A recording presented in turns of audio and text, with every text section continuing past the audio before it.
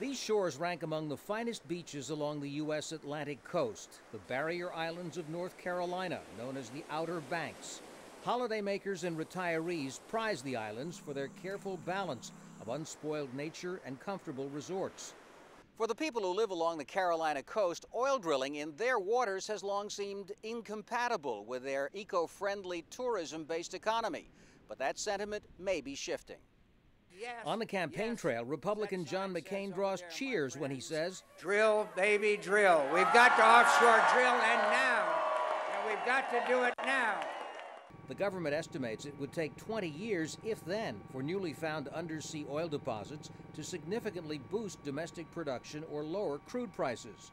But back at the beach, local resident Tom Sullivan says that's not important.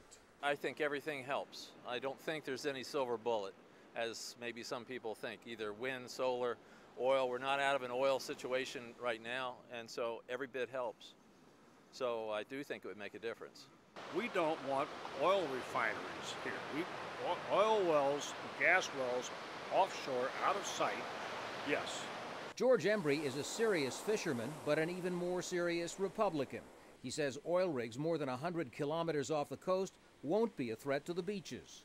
We've had hurricane after hurricane, and you don't have oil spills all over the Gulf.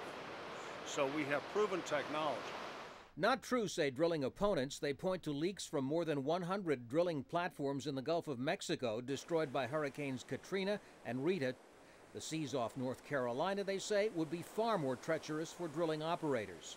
The current shear is incredible, and that's below the water. You know, when you combine that with, such tempestuous weather, I don't see how they think that they can do it really, really safely and give us all these guarantees.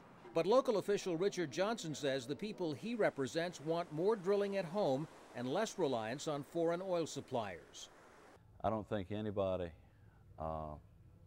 likes the idea of being held hostage by these countries. I think that fear overwhelms the fear of what ecological problems we might have. For the politicians in Washington, the turning tide of public opinion in places like the Outer Banks has made it safe for them to call for an end to the ocean drilling ban. Tom Ackerman, Al Jazeera, North Carolina.